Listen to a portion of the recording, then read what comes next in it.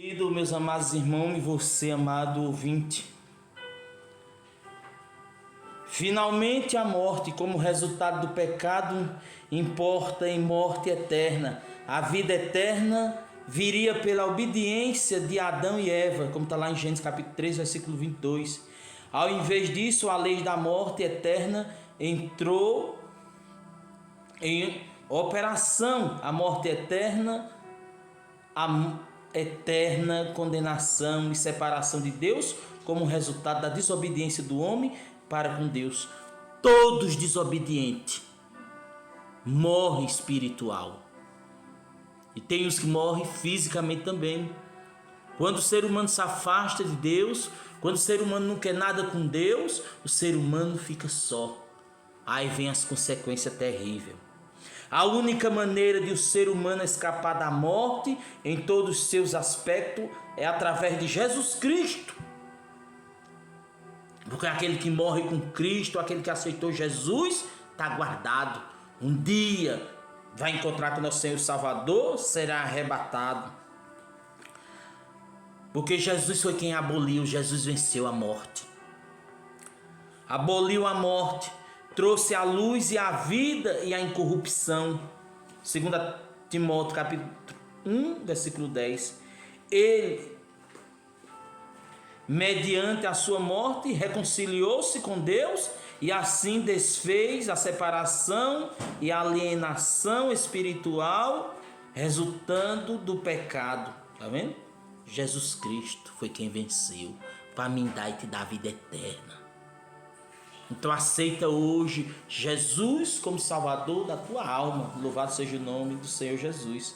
Pela sua ressurreição, Ele venceu e aboliu o poder de Satanás e do pecado e da morte física. Gênesis capítulo 3, versículo 15. Romanos 6, 10.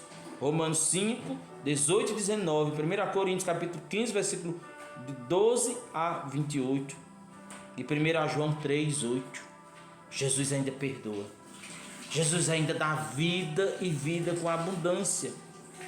Aleluia. A morte física do crente, embora o crente em Cristo tenha a certeza da vida ressurreta, não deixará de experimentar a morte física. O crente, porém, encara a morte de modo diferente do incrédulo, porque o crente sabe que um dia vai encontrar com o nosso Senhor Salvador Jesus Cristo, porque o crente, ele dorme.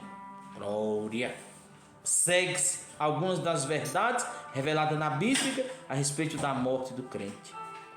A morte para o salvo não é o fim da vida, mas um novo começo e ficar eternamente com o nosso Senhor Salvador Jesus Cristo. Você já pensou nisso, nessa maravilha? Cada dia uma novidade. Está com o nosso Pai lá em cima, louvado seja o nome do Senhor, na Jerusalém celestial que Ele foi preparar. Não é essa Jerusalém de Israel, não.